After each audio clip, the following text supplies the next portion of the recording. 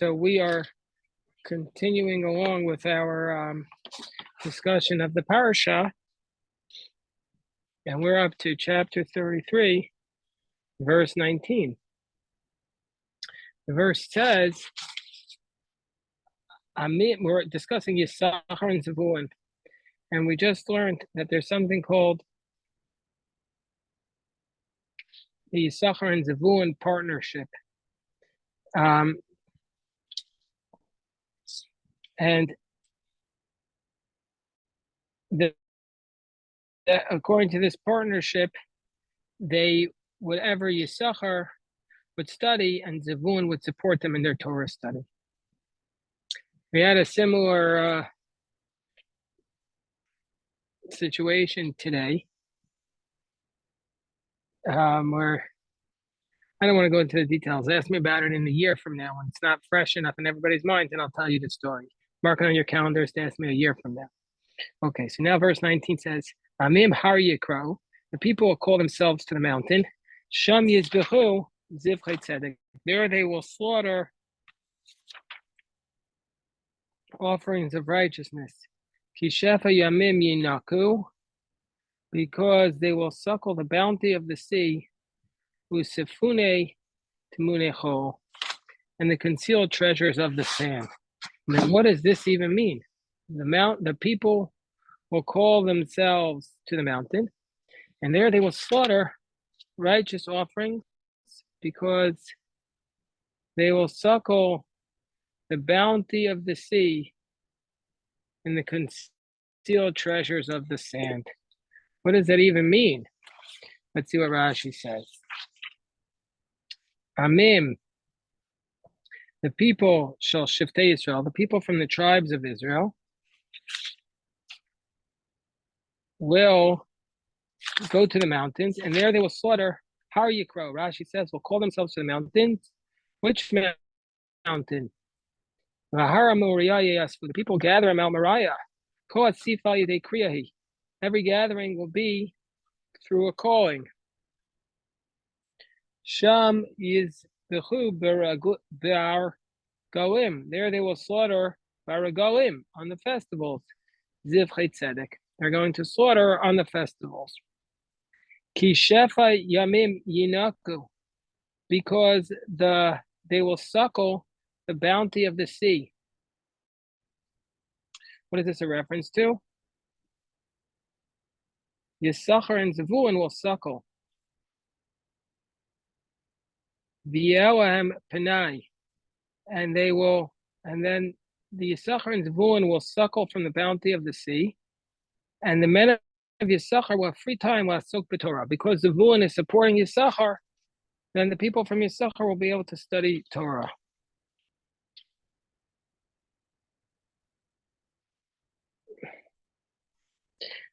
Usefune Timunecho, and they will suckle from the sea and from the hidden treasures of the sand. What is that reference to?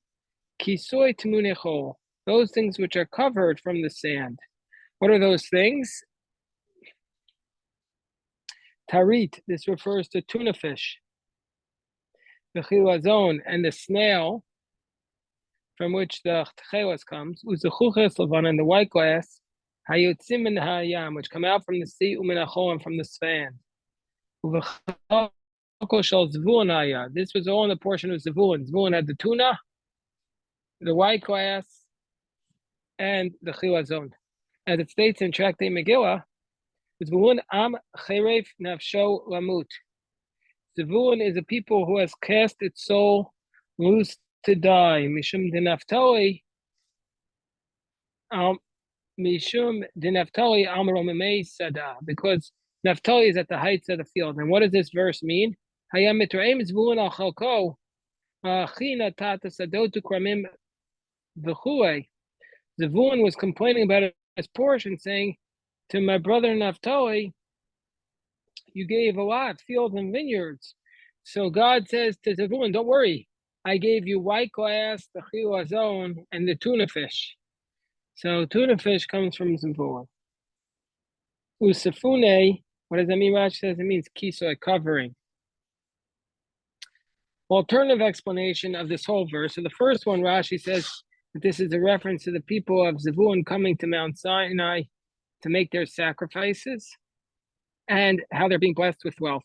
Rashi gives a second explanation. Amim Har Yikro, people call to the mountains, means Aidei Parak Matia Shel Zvulun, Tagre Umas Olam Bar Melartzo. Because Zvulun was such a big businessman, all the nations of the world, their merchants would come to Zvulun's land. V'yo Medet al Safar, Zvulun would stand at the border.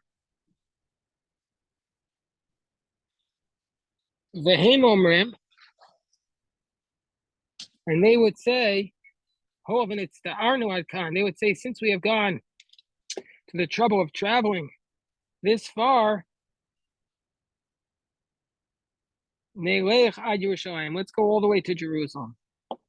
And let's see what will be of this nation. Meaning to say, because Zvulun was so good at business, the other nations of the world will become attracted to the Jewish people, because first they'll come to Zvulun's territory, and then say, let's go on a little further and let's see what's going on in Jerusalem. Let's see what this God offers. Let's say how all the nations of the world, they worship the same God and they eat the same food. 1 second. Because the nations of the world, their gods are separate. And they eat different foods. But they would say there's no nation as righteous as this one. Miskairin Sham. As it states, Shami is b'chuz zivchei tzedek. And then convert there, it says there, they will slaughter the offerings of the righteous. Yes, Jerry had a question. No, I don't have one. Thank you. Okay. So then, Kishefa Yamim Yunaku, which means Zvun v'Yisachar Hayam Noten Lem Mamon b'Shefa. The sea will give them money bountifully.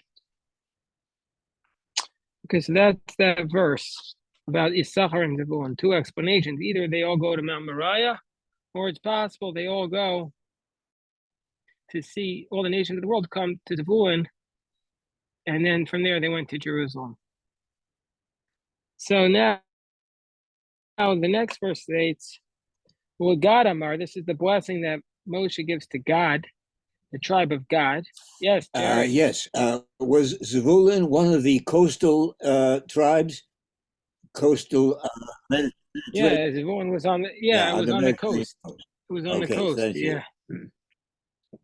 Okay. Okay, so now it says, well, God Amar, and to God, he said, Baruch Marchiv God. Blessed is he who broadens God. What does that mean? Rashi says, God was always expanding towards the east. He kept expanding his boundaries. Because God was on the other side of the Jordan, and he kept expanding. So that's why it says, God Amar Baruch Machir of God. Kilavi Shachin, he dwells like a lion. What does it mean he dwells like a lion? Rashi says, he was close to the border, Samucha Safar. Because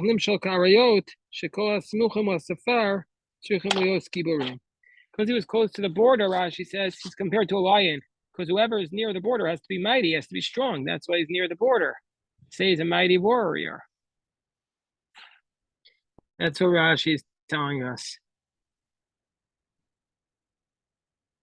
Okay, now continue. Kilavi Shachen. He dwells like a lion. Vitaraf Zeroah Avkad Code. He will tear off an arm as well as a head. Vitaraf Zeroah Avkad Code. He will tear off an arm as well as a head. Rashi says, Harugeim Ayunikarin. God would kill off, when God killed you, he tore off your arm and your head. So Rashi said, those whom they killed were very recognizable. They cut off the head and the arm with one single blow. I guess they would do like this.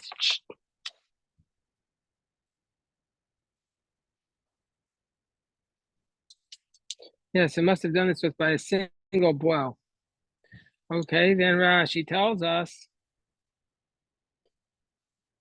the next verse tells us, Vayar Reshitlo, he saw the beginning for himself. What does that mean? God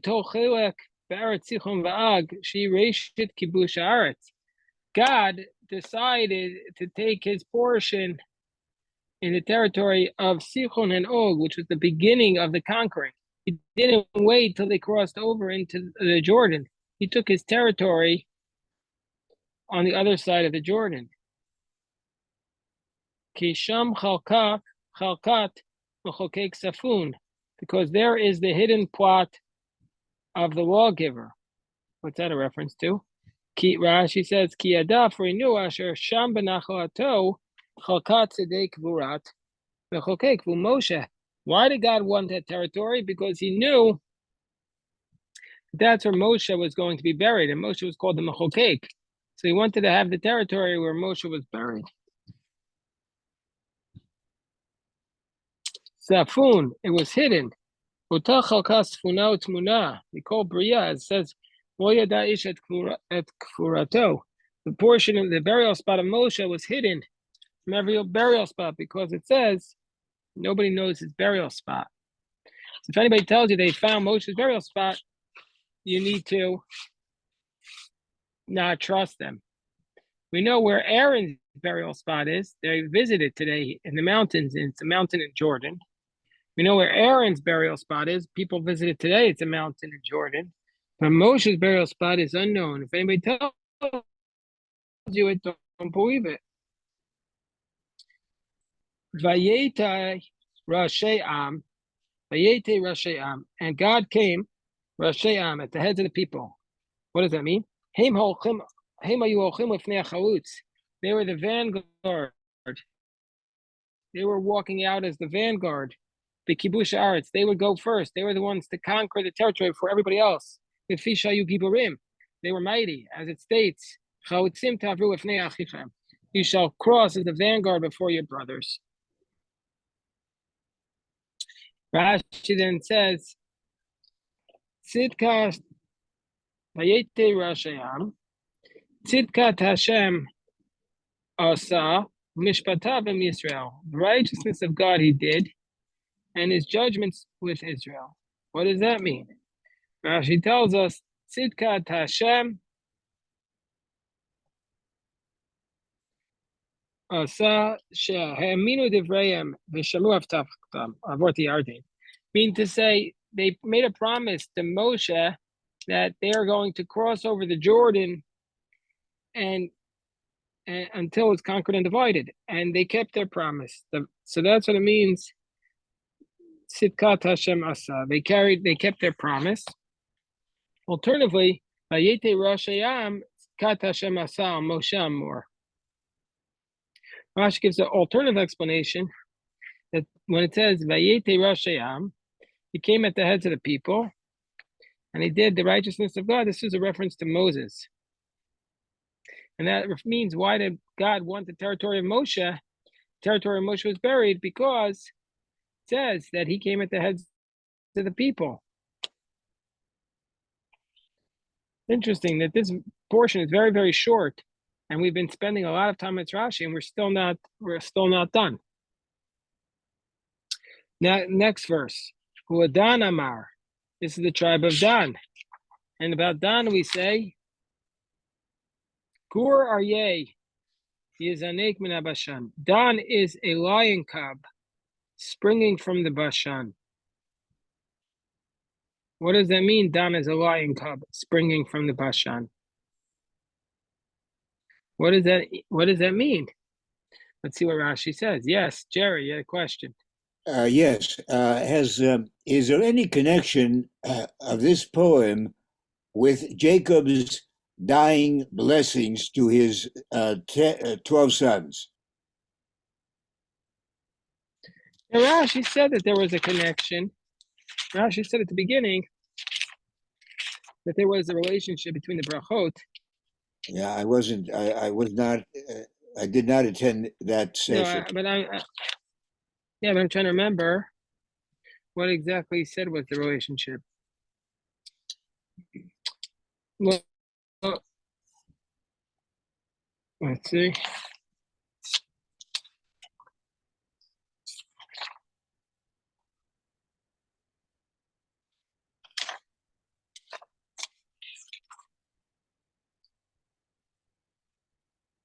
I don't have to find that Rashi, but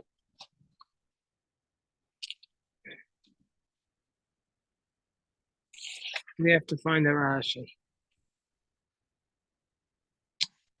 to see the relationship between these blessings and the differences. It's a very good point, Jerry, and it's worthy of more intense study. Yes, you're absolutely correct. Now it says, but for Dan, to Dan, he said, Dan is a lion cub springing from the Bashan. What does that mean? Dan is a lion cub. He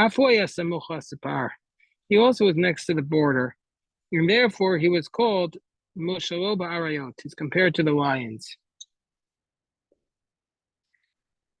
Yezanek ben Bashan. He springs from the Bashan. Kitargumo. This is how the Targum renders it, meaning his land drinks from streams that run from the Bashan. Shayayarden Yotzi Mechalko, Imarat Pamayis, Vihi Leshem, Shibechalko Shaldan, because the Jordan goes forth from his portion, from the cave of Pamayis, and Pamayis is Leshem, which is in the portion of Dan. As it states, Vaikru Leshem Dan. Vizinuko, Bekilucho Min Bashan. But the Jordan really starts and it flows from the Bashan. Where is the Bashan? The Bashan is in the territory of Menashe. So that Jordan, which starts as a small stream in the Bashan, becomes a river when it emerges from the cave of Pamayas and the territory of Dan. Okay. Okay. Davar alternatively, Mazinuk, just like this spurt of liquid. It's now called Banias. Banias? Yeah. Okay, thank you. Alternatively, Mazinuk, just as this spurt of liquid, Yotzi mimakom echad, comes forth from one place, the nechak l'shnei mekomot, and it goes forth to two places.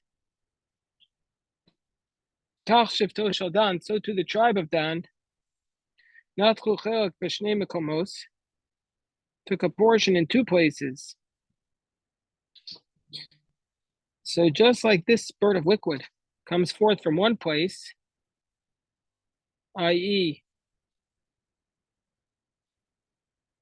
Bashan, and divides into two places, Kach Shivto Shel Dan, so to the tribe of Dan, Natru Chelak B'Shnei Mekamos, took a portion in two places. Chila Natru B'Tzvonis Maravis, at first it took a portion in the northwest, which was Ekron, Vishilasah, Ekron and its surroundings. There weren't enough for them. Ubal V'Nochamu in Leshem Shehi Pamayas. And then they waged war with Leshem, which is Pamayas, Bibitzvonis Mizrachis, and that's in the northeast. Yarden Yotzi Mimaras Pamayas, Vuba Mizrachas Eretz Yisrael.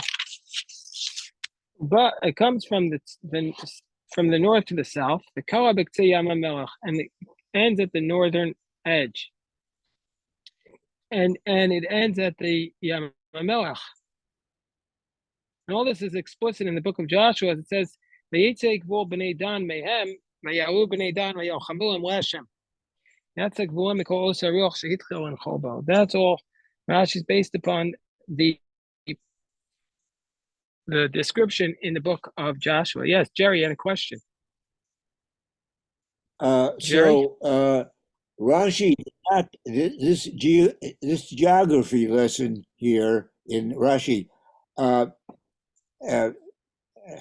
Rashi did not have any maps of Eretz Yisrael. He composed this explanation based upon the book of Judges, right?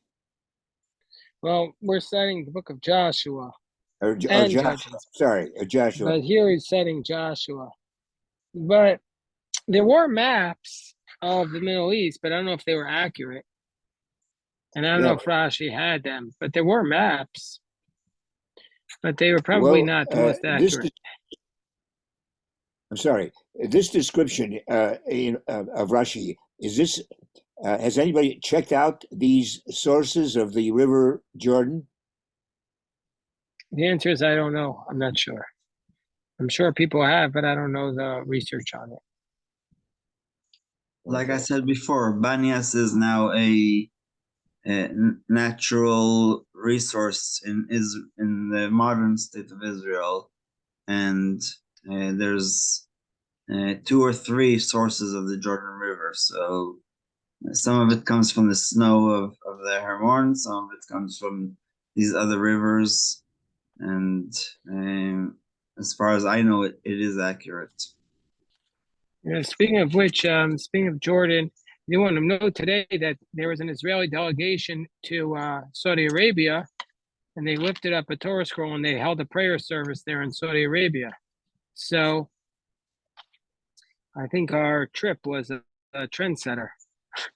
We now have other tribes doing that. Let's just do one more verse for today. That's Naphtali Amar for Naphtali.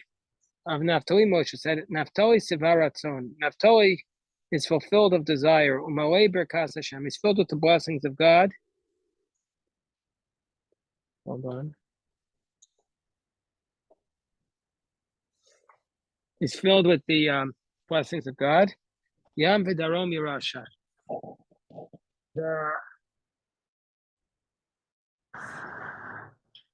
The sea and the south he inherits. What does that mean? Naphtali is Sivaratzon. He's fulfilled with desire. Sha'ita Artso Siveya. His land was satisfied. Kol Ratzon Yoshveh, with all its inhabitants. Yam v'darom Yerusha. The sea in the south was owned by Naphtali. Yam Kinneret Nafla B'chalko. The Kinneret fell into his portion. And he took the portion with a fishing net, the drum at the south, to spread out the nets and the snares. Okay, we'll stop here so we can go inside and do the mincha prayer now. Daven mincha. We'll stop the recording here. A big shkoyach to everybody.